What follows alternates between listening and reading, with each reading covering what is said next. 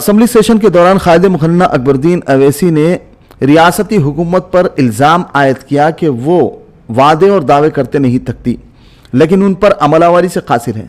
रुकन असम्बली चंद्रायन गुट्टा ने रियासती असम्बली में अपनी तकरीर के दौरान इस बात को वाज़ेह किया कि रियासती वज़रा अवाम के लिए बर वक्त दस्तयाब नहीं रहते।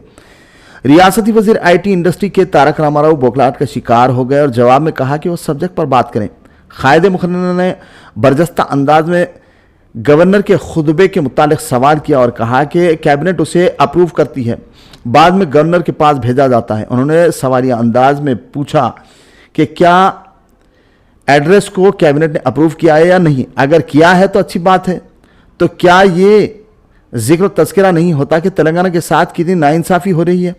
क्या कैबिनेट में इस पर बहस नहीं होती कि तेलंगाना के साथ नाइंसाफ़ी की जा रही है, उसका हक मारा जा रहा है? अकबरुद्दीन अवैसी ने मरकजी scheme NREGN backward area development programme कम किया गया है या वापस लिया गया है, इस पर भी सवाल किया। नेशनल प्रोजेक्ट स्टेटस कालेश्वरम व दीगर से मुतालिक अहम उमूर पर भी तज़किरा किया। कायदे मुखन्ना ने TRS के BRS में तब्दील पार्टी की गवर्नमेंट की सत्ताइश की। कहा कि गुज़िश्ता 8.5 साल दौरे इख्तिदार में रियासती हुकूमत की जानिब से कई एक तरक्याती काम अंजाम दिए गए। उन्होंने मजीद कहा कि तेलंगाना ऐसी रियासत बन गई है जहां सरप्लस पावर पाया जाता है। रियासती हुकूमत ने सरमायादारों की तवज्जो को मबजूल करवाया और बड़े पैमाने पर इन्वेस्टमेंट में कामयाब रही। वीवर्स, अगर अब तक आपने हमारे चैनल को सब्सक्राइब नहीं किया है तो सब्सक्राइब जरूर कर लें, वहीं इसे लाइक, कमेंट्स और शेयर करना ना भूलें। नाज़रीन, इस प्रोग्राम के स्पॉन्सर हैं Alziyara tours and travels, Ranjan colony, Tigalkunta, Tadban, Hyderabad. मजीद तफसीलात के लिए 8686462620 पर रब्त करें। हज और उम्रा और दीगर सहूलतों के लिए Alziyara tours and travels, Hyderabad. I'm sure in the last 2 years the Telangana has achieved significant progress, but this has not been truly reflected in the current address of the Honorable Governor, which has been quite brief on both fact and figures, I would say. Moreover, this address is notable not for what it says, but for what it is missing or omitted, I would say. The governor's address, which reflects the view of the state government, is silent on the stepmotherly treatment being meted out to the Telangana state by the BJP government at the center. This has not been mentioned, sir. So there was not even a murmur of protest against the deliberate targeting of an injustice done to the Telangana by the BJP regime. I am so saddened to say, sir, before me 2 speakers have spoken, but none of them have spoken. किसी ने इस बात पर आवाज नहीं उठाई कि किस तरीके से तेलंगाना का हक छीना जा रहा है और तेलंगाना को उसके हक से महरूम किया जा रहा है। और यह बात भी नहीं बताई गई कि कितना पैसा तेलंगाना रियासत से मरकजी हुकूमत को हासिल होता है टैक्स के जरिए या मुख्तलिफ जराए के जरिए, और पलट कर क्या मिल रहा है तेलंगाना को, इस बात पर भी गवर्नर एड्रेस में न तस्करा किया गया न बोला गया। So the Honorable Chief Minister and other functionaries have been quite vociferous, I would say, quite aggressive. जब भी टेलीविजन के सामने आते हैं या पब्लिक मीटिंग्स में जाते हैं और बार बार कहते हैं कि about the raw deal being given to Telangana state. Ever since its formation in June 2014, coincidentally, the BJP regained power at the just before Telangana's formation. Sir, I would like to know what are the reasons, sir.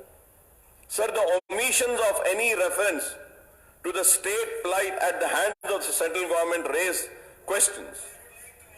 Has the state government deliberately chosen to ignore these issues in the governor's address to show courtesy to Her Excellency? Or has the Honorable Governor dropped certain portions of the text sent to her before the speech copies were printed and she read out the address? Or the reference to the central government high-handed attitude toward the state has been brushed aside after the Telangana Rashtra Samiti assumed the national avatar of Bharat Rashtra Samiti. क्या ये मजबूरियां हैं भारत राष्ट्र समिति बनने की?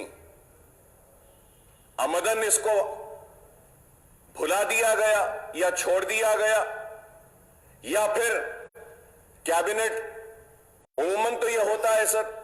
आई don't want to go into the rule position sir, I might be wrong also. एक assembly session को prorogue करना पड़ता है, आप उसको खत्म करना पड़ता है, उसके बाद नोटिफिकेशन देना पड़ता है, फिर बजट का सेशन आना पड़ता है, 8 दिन का गैप होता है. ये तो कंटिन्यूएशन में है sir. I really don't know what is the sanctity of this governors address. I really do not know what is the real sanctity of this. कि बस देना था, खैर अच्छा हुआ गवर्नर साहिबा आई यहां पर.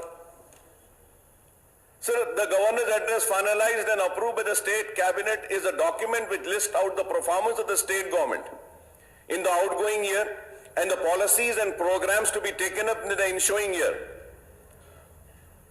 Looked at from this point of view, the governor's address lacked power and punch since dismisses most of the achievement of the government in a paragraph or two.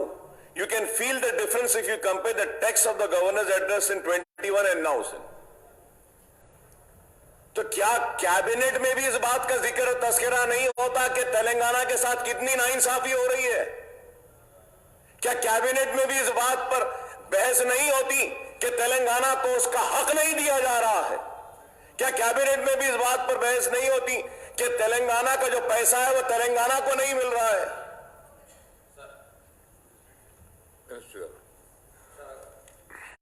Sir अध्यक्ष అక్బర్ గారు క్యాబినెట్లో మీరేం ఇది మాట్లాడలేదు అది మాట్లాడలేదు అని చెప్పి మాట్లాడడం కరెక్ట్ కాదు. సభను మిస్లీడ్ చేస్తున్నారు వారు. క్యాబినెట్లో మేము ఏం మాట్లాడినాం వారికి చెప్పాల్సిన అవసరం లేదు అధ్యక్ష. మేము సమయం సందర్భం వచ్చినప్పుడు ప్రజలకు ఎప్పుడు ఏం చెప్పాలో మేము చెప్పుకుంటాం అధ్యక్ష. వారు క్యాబినెట్లో మాట్లాడడం గురించి మాట్లాడడం అసందర్భం, సభను మిస్లీడ్ చేస్తున్నారు అధ్యక్ష. దయచేసి వారికి మీరు సూచన చేయాలని కోరుతా ఉన్నాను. मैं आपकी कैबिनेट पे तनकीद नहीं कर रहा हूं. मैं सिर्फ ये जानना चाह रहा हूं कि जो नोट गवर्नर साहिबा ने इस ऐवान में पढ़ा है, तो क्या यही नोट आपने भेजा है? बस यही जानना चाहता हूं, यही जानना चाहता हूं. आप रिकॉर्ड में आके बोल दीजिए हाँ यही भेजे थे. बोलिए.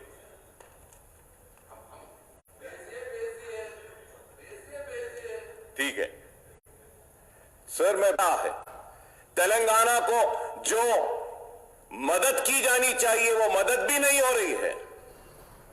आज 157 मेडिकल कॉलेजेस सारे हिंदुस्तान में खोलने का मरकजी हुकूमत ने ऐलान किया. क्या एक भी मेडिकल कॉलेज दिया तेलंगाना को?